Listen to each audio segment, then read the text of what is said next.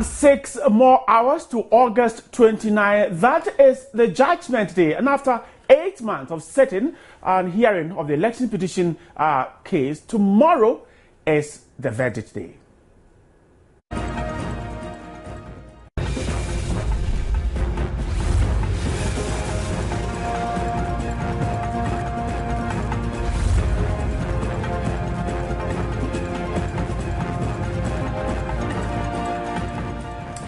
Tonight we're seeking answers, weighing all the what-ifs in the case. What if the NPP wins, and what if it goes in favor of the NDC? What about if the ruling says we should go for a rerun? What will be the implications both economically and financially? This is today's big story.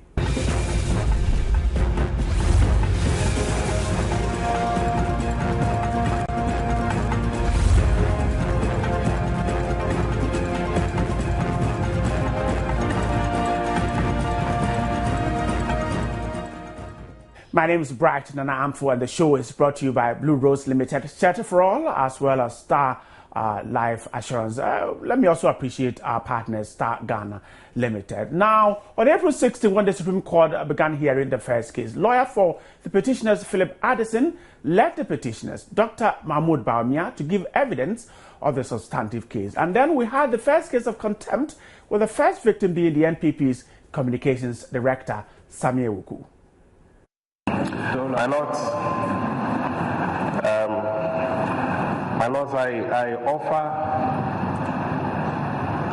an unconditional apology and withdraw the comment and the choice of words that were used, which might have embarrassed the court or embarrassed your lordships on that said program yesterday.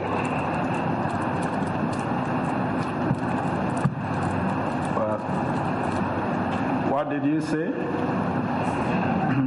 on that program? On that program, tempers flared up. It was a political discussion, and my colleague from the other side, from the NDC, did make a comment that did infuriate me. That is no justification to have followed suit, to have embarrassed the court.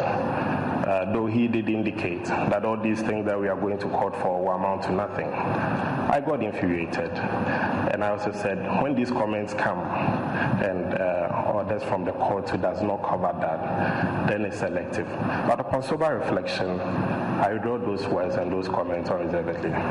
It is quite apparent that a pompous show of private power in the pursuit of the right to engage in political organizations and activity by which the passions of the humble members of society are stirred up on deliberately false political propaganda is a recipe for chaos and conflict in this country. We have seen the Kenyan precedent in this context, and much as we are concerned not to exercise our undoubted powers as a court of law with iron fist, we cannot allow the emergence of over 90 subjects in this country, as we said on the 24th day of June 2013. However, in order to show that we mean well for this country with regard to the exercise of our awesome powers, we have decided to stop short of invoking our powers of contempt, and we invoke in the alternative our power to control the attendance of our proceedings as a public court by members of the public. We take judicial notice of the fact that Mr. Samia Wuku has been attending the proceedings of this court in this ongoing case. We think that the exclusion of Mr. Samia Wuku from attending the proceedings of this court for the rest of the duration of this case should suffice for a start in this direction.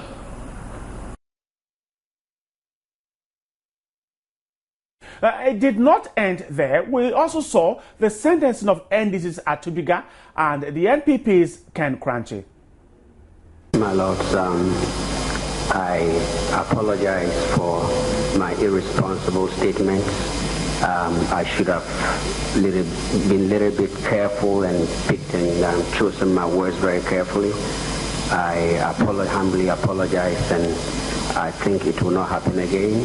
And just for the record, my Lords, I started apologizing way before I even got the summons. My Lord, the publication is false. It's false. here, and I've never made a statement on any of the FM stations in Kumasi. My Lord, on Thursday, I did not go to radio stations in Kumasi.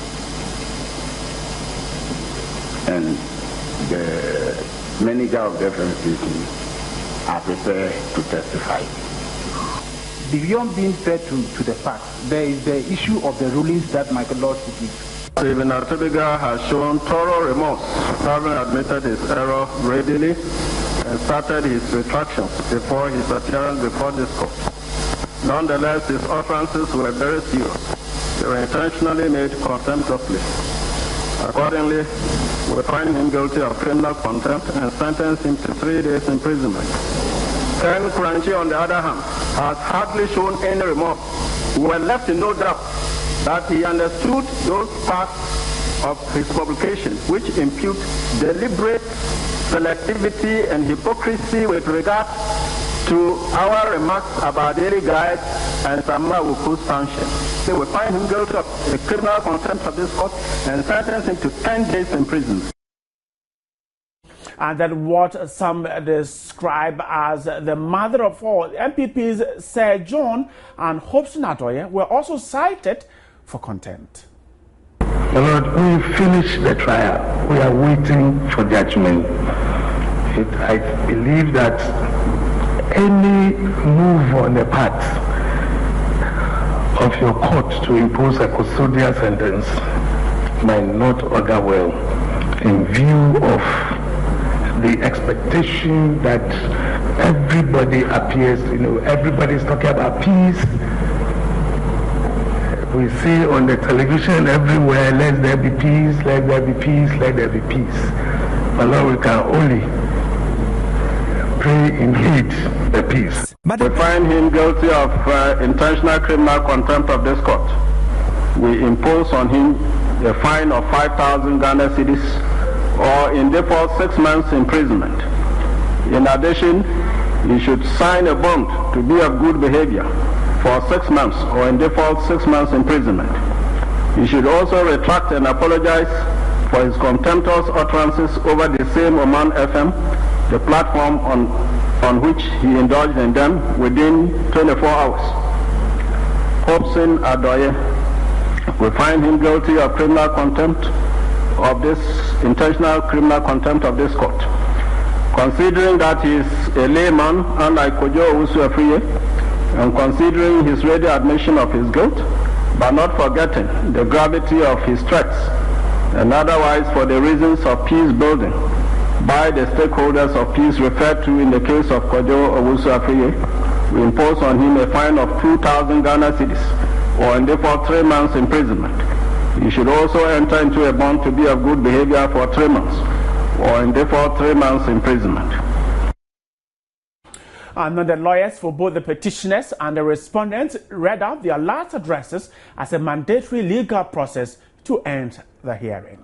So surely, if there were any irregularities at those polling stations, of course, one would expect that from their training they would know how to report those irregularities. You can, for instance, see ballot stuffing, which is an incident of overvoting. Did they observe anybody voting whose name was not on the register? Did they, for instance, observe anybody who voted more than once? It is not only the presiding officer who is required to sign. The polling agents also, if they are present, are required to sign. And it cannot respectfully be submitted that a failure of a public duty entitles anyone to nullify votes of innocent voters who could not have anticipated that that public official would not do his duty. Question. Your testimony about how by the end of the first day you were winning, that was based on the polling station declared results being made available to you at the headquarters, was it not? That was based on the assessment of our agents and our officials across the country. I was not exactly there to know what they were looking at, whether they look at polling sheets and giving us the results, but they were basing to a large extent, I would imagine, to the assessment of the day of the election, and we thought we were winning on the 7th. Now, if we take into consideration the fact that one box of the president's vote was not counted, several boxes in the vote of the registrar was not counted, and that they, the respondents, failed to disclose what they had, one can clearly see that the 11,842 that the petitioners said they filed was indeed what they filed. They did not disclose what they had. And out of the few that they disclosed in court, 648 of it were unique. It was not in the president's set, it was not in the registrar's set.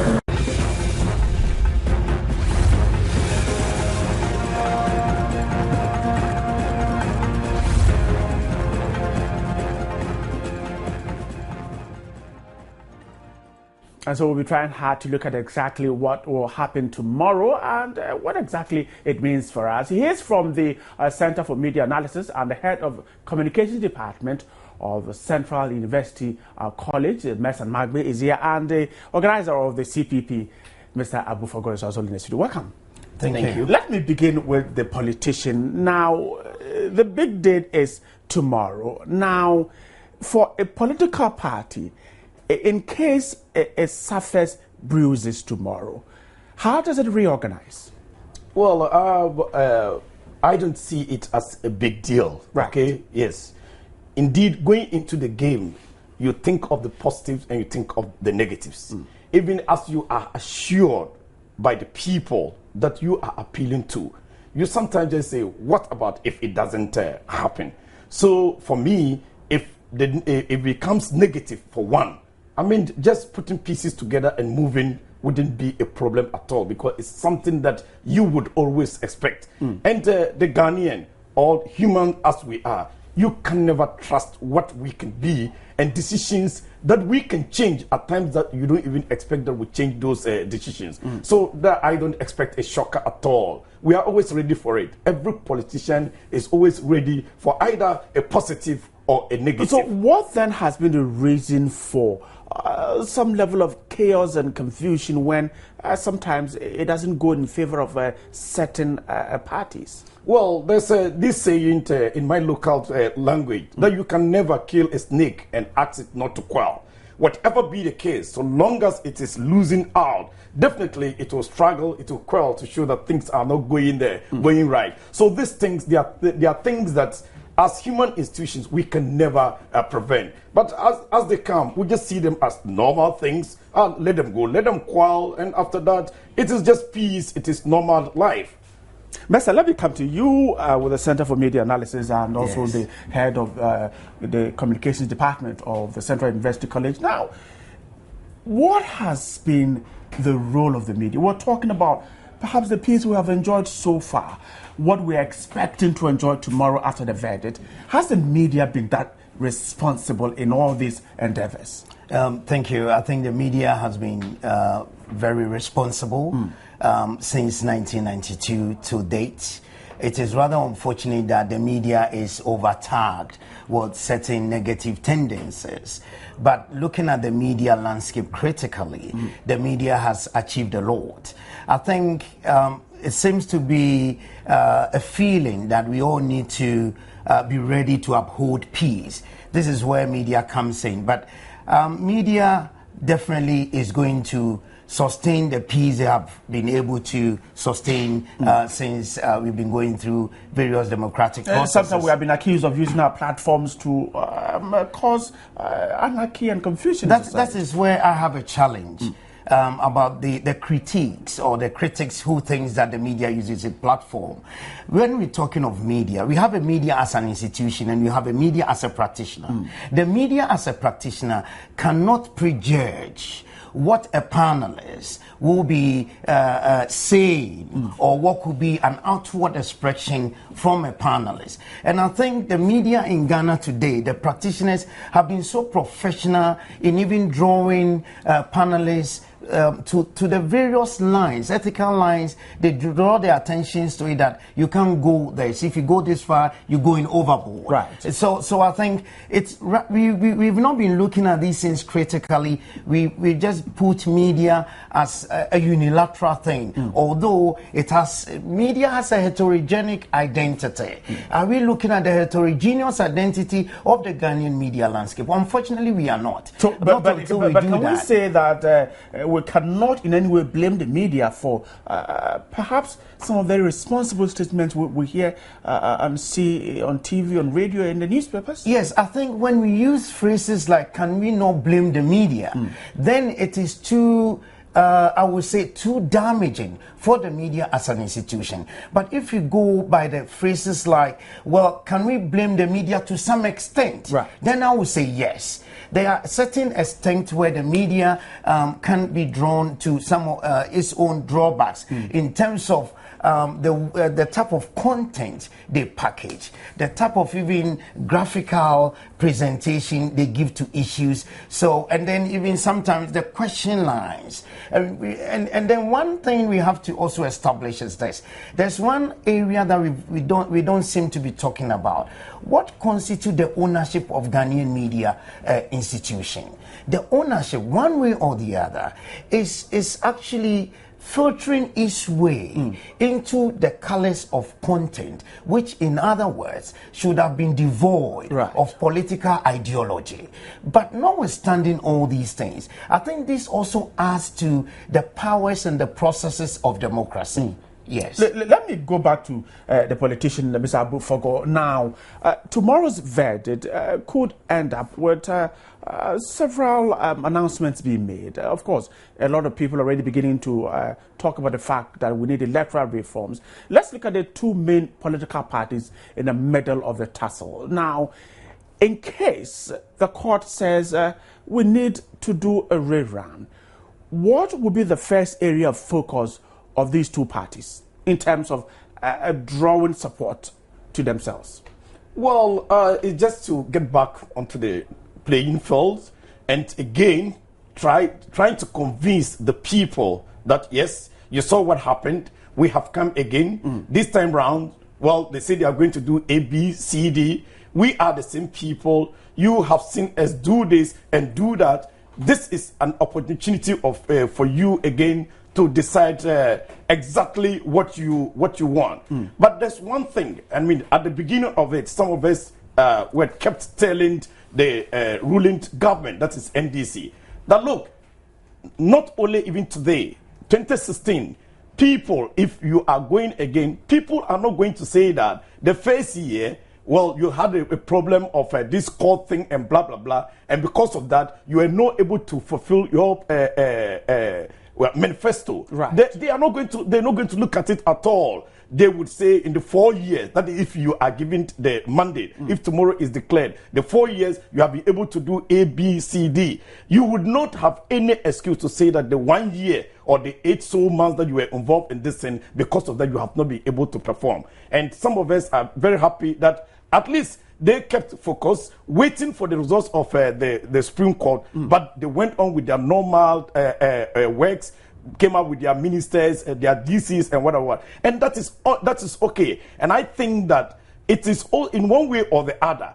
Now, complementing the efforts of the position, the main opposition party, that is MPP, also making things move as they should be. This party goes about its works well, although the court issue was there. To criticize it when they are playing that role. Right. You know, they being minority in parliament, doing their work there. They are not saying that because of that the parliamentarian will not go and take part and blah blah blah. And this goes to tell the Ghanaian that look, at the end of the day, life must move on. It is just the work. If it is that we should go back to it, we put the pieces and together so you think and go that back. the two parties will be judged if in case of a runoff with what they have been able to achieve so far? They have been able to achieve so far. That is going to their past record, and for NDC, even to the present, the past 8 months.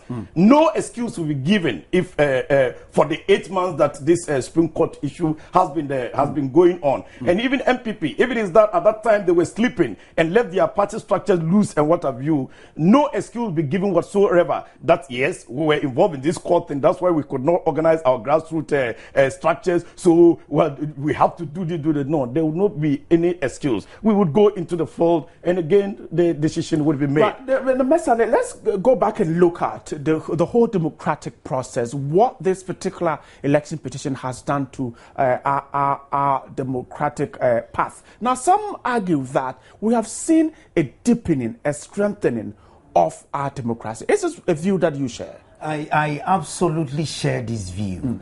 I share this view against the background that democracy or democratic processes is a process of exchange. And wherever ideas are exchanged, there is a tendency that you might have ideas conflicting each other.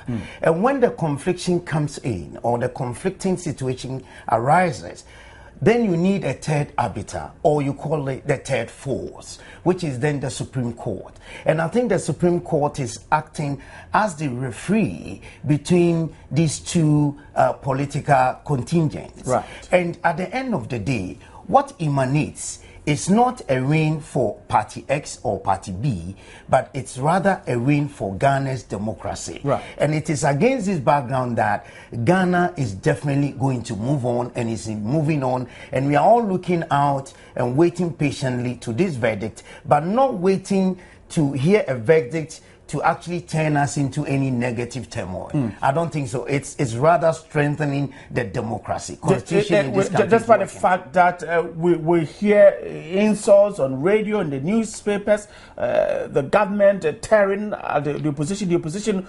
also flying back insults. Still, we have a democracy that you think is growing. Yes, we have democracy that is growing.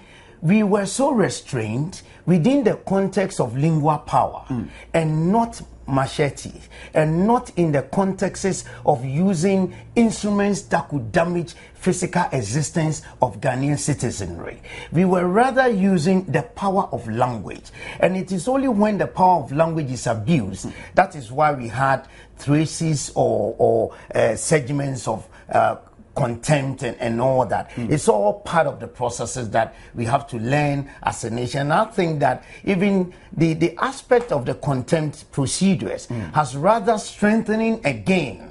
It has rather put political leaders on their toes to actually manage words they use, when they use it, how they use it. So one way or the other, I think the Supreme Court has inculcated a new form of what I would call political journalism among Ghanaian politicians who hitherto have thought that they were not journalists. But now, they have now become new information managers, content managers. Content that will strengthen Ghana, content that will not disintegrate political parties, that will not disintegrate the democratic processes that we have in this country. Let me go back to Abu Fogo, the politician from the CPP. Now, the arguments of many is that the peace messages are simply too many and that this country is not at war. It's only a democratic process we are going through. So, tone down the call for peace. Let us hear the verdict and then we can go on. Is your party, for instance, worried at the seeming tension that perhaps the country is going through, if there's any like that? Well, you give it a no and yes answer, okay? If you look at this nation of ours, homogeneous as ethics, look, with very different undercurrents across the country.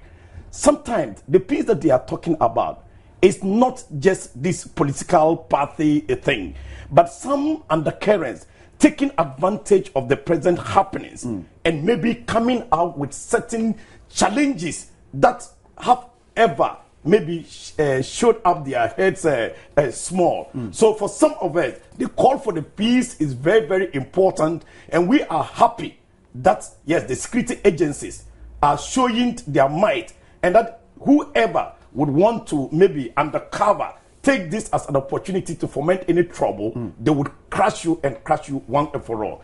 And why I'm saying this because, look, Ghana, if it is with politics, we have seen it all. Before independence, after independence, the First Republic, Second Republic, Third Republic, there have been challenges, you know, and sometimes even it is only the institutions involved that you find heckling one another. Right. And after that, when they sort out themselves, I mean, Ghana goes to peace. Life moves on. There have been coup d'etats. I mean, people were faced firing squad. Their families or their ethnic group did not come up with arms to say that blah blah blah. No, it was then the politicians who had power to only themselves because it was not democratic. Right. And they danced to the tune of the piper around that time. They and the coup makers, they had it. And after that, life moved on. So some of us believe that if it is the politics, there is no problem. The peace issue, we don't even need it. But the other undercurrent. That is where the war is. That is where the war is. And it's good that we are all crying for peace. But I tell you, my brother, I know that this country, Ghanaians as we are, we love ourselves, we respect ourselves. Charlie, our dignity cannot be compromised with anything. And I don't think any Ghanaian would come out to do anything stupid. After tomorrow. And those who are armed robbers and what have you who want to take opportunity with the might of the security forces, I'm telling you, you will regret the consequences. Now, Messan, there are even concerns that let all the media houses close down after the verdict tomorrow, and that will ensure peace. How responsible should we be after the verdict tomorrow, the media houses? Thank you very much. I must say that I don't, and I must absolutely say that I totally disagree with that notion that there should be a temporary media gagging. Right. Media is an extension of human lips, if you want to say that. There shouldn't be anybody or any institution that should have the mandate to switch the society on and switch it off whenever it pleases. What we need to do is to encourage media practitioners in this country at this time of the democratic dispensations in this country to be very resourceful in their selection of content, how they package it, and to be more ethical in line with the various codes of ethics from the Ghana Journalists Association, the National Media Commission, various guidelines. These are the guidelines we need to be well abreast with at this time. But to gag the media, that is not the way to go. If we allow this to happen, what happens tomorrow, no one knows. And the media should never be gagged. Media is a fluidity because society is fluid. So a fluid society can never come to a still. And no one has the power to actually put a block before the flow of a fluid society. Then when does it float again? That's the question. And we have a greater responsibility on our shoulders after tomorrow. Yes, before tomorrow, even what we get, how we discuss. And I'm so happy that you brought, let's say, a third force. Right. CPP, not someone from NPP or NDC, because the tendency that just a little phrase could create a different thinking in the mindset. So I must say congratulations to the editor or the editorial team for making this selection. It's new selection is not about the content. Right. It is about also the source of the content. They all have critical influences at the end of how content is perceived. So the responsibility of media in this country starts today so far as the verdict is concerned. But they have so far been responsible. They are human institutions. They are fractions here and there. They are scars that should always remind us that we can't go the other way. We have to continue to be responsible. We're getting ready to wrap up, but Abu, let me ask, where will you be tomorrow? What would you be doing? And after the verdict, what will be your reaction even before the verdict is thrown out? Well, you can see I'm already in a white top, and tomorrow I'll put victory for Ghana. Victory for Ghana. Exactly tomorrow I'll be in the down white. And for me, I'm taking life very, very normal, and everyone should take it normal. At the end of the day, look, Ghana has won already. Look, the Supreme Court judges, the panel, they have proven to Ghanaians and the whole world that indeed we have a unique system, you understand, and that our judiciary can never be compromised, and that they are at it. Can you imagine all the two sides, the NDC, NPP, they are all very, very positive that they are winning the case. No one has started crying foul. And this tells us that tomorrow, inshallah, when the results is declared, Ghana is going to be in a joyous mood. You will not see the difference. But those, like I would repeat again, those who want to maybe foment trouble, indeed, our security agencies have shown us that they would deal with them. So look, no one should think about doing anything. Tomorrow, let's listen to our judges. Let's pray that God should touch their minds, their hearts, so that they deliver very, very intelligently, like they have been doing. And at the end of the day, we say hooray. You watched the match yesterday. What the Black Star did to the politician, prove it to everyone that the Ghana together is more than we, the politicians. How many are we, politicians? Exactly. Mr. Let me get your final words. Where would you be, and what would be your reaction after the verdict? Thank you. I'll be at work as usual. For me, it's as usual in Ghana. My reaction is definitely going to be Ghana has won.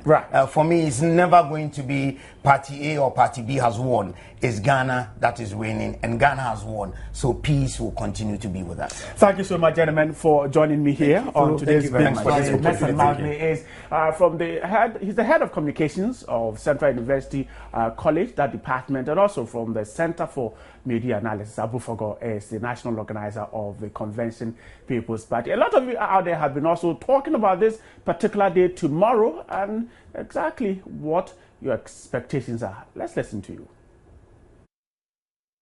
If MPP lose, that means it's all the same. It's almost all the same, because we gather evidence, take it to court, and then the judges sit on it, and then they see that MPP has won. So in that case, I don't think anything will happen. Even if MPP lose, it's the same thing, because all of us are struggling to make sure Ghana first. Ghana first, not the party or not the human being. We are thinking of Ghana. We are not after the party. Ghana. We are waiting. If the verdict come out, then we follow the rules of the judges. When there is no justice, there is no peace. So all that we are demanding is that there should be justice tomorrow, and there will be peace.